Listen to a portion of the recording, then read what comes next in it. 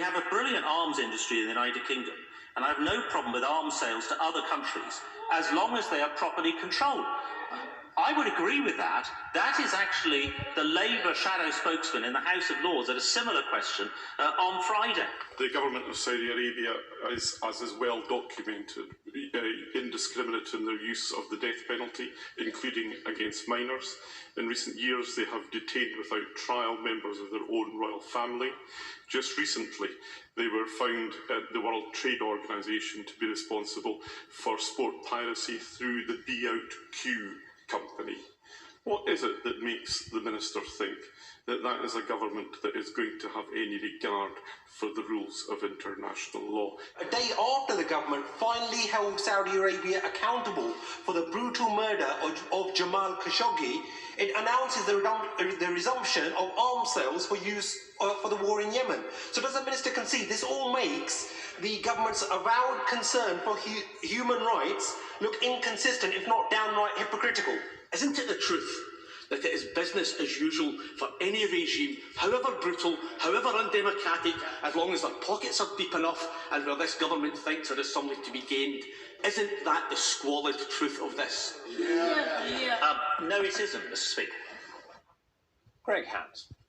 MPs debated a proposed new law to give effect to a temporary holiday on stamp duty on the first £500,000 of all property sales in England and Northern Ireland. The Chancellor, Rishi Sunak, announced last week that the tax threshold has been temporarily raised until next March to boost the property market and help buyers struggling because of the coronavirus crisis. The changes were introduced immediately, but still require legislative approval. The government's plan for jobs will support the construction sector by injecting new confidence and certainty into the housing market. And it will do this by ensuring that anyone buying a main home for under £500,000 before the end of March next year will pay no stamp duty whatsoever. Madam Deputy Speaker, a thriving housing market is critical for growth and jobs in this country. The bill will save home buyers up to £15,000, even if they're buying a second property. We need to understand why. As my honourable friend, the member for Bristol West, said last week, the government has decided to direct a huge bung to second homeowners, landlords, holiday home buyers, while millions of people are desperate for support. This is an unnecessary subsidy for second homeowners that will only worsen the housing crisis by reducing the supply of homes overall. I'm standing here today to oppose this cut. And the reason for that is because I think in the current circumstances, I have to ask, is this the best use of the Chancellor's £3.8 billion that he is going to lose in revenue from this cut? Sarah Olney, fighting a losing battle to hold the stamp duty cut. And that's it for Monday in Parliament. Thank you for watching. I do hope you can join me at the same time tomorrow for Tuesday in Parliament. Until then, bye for now.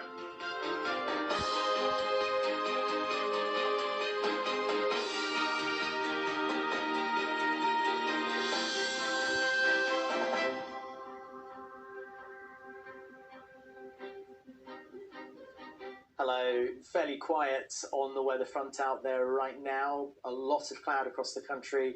Fairly mild morning too. How about Tuesday? I think there'll be a few sunny spells around, but on the whole, a pretty cloudy day ahead. And for some of us, quite a wet one, particularly in Northern Ireland. You can see all the cloud on the satellite picture. It's streaming our way, and I think the next 2-3 days will be quite overcast. The good weather, the high pressure is not far away. We've got to wait for that high pressure to build across the UK, but it's not going to happen immediately. So this is what it looks like early hours of Tuesday morning. I said it's mild, around 15 or 16 degrees across the south and the southeast. In Aberdeen, around 12 degrees. So a lot of cloud moving across the UK during the morning and afternoon, but notice in Northern Ireland, grey and quite wet. In fact, some of this rain will hang around through most of the day. So in Belfast, you'll need your brollies. But the rest of the country, I think let's call it cloudy at times with a few sunny spells. On the whole, not a bad day, I guess. Particularly, I think, on the south coast where the brighter spells could be a little more lengthy. So this is what it looks like on Wednesday. I think Wednesday could be actually quite an overcast day across the UK with bits and pieces of rain or drizzle, so grey for some of us. Disappointing temperatures, whether you're in the north or the south, it'll be more or less the same, around 17 to 19 degrees. Now, I mentioned that high pressure and the good weather. It is very slowly, at a glacial pace, building in towards the UK. And on Thursday, low pressure to the north, high pressure to the south. So where we're closer to the low pressure, you've got cloud and increasing breeze and some spots of rain there in the Western Isles.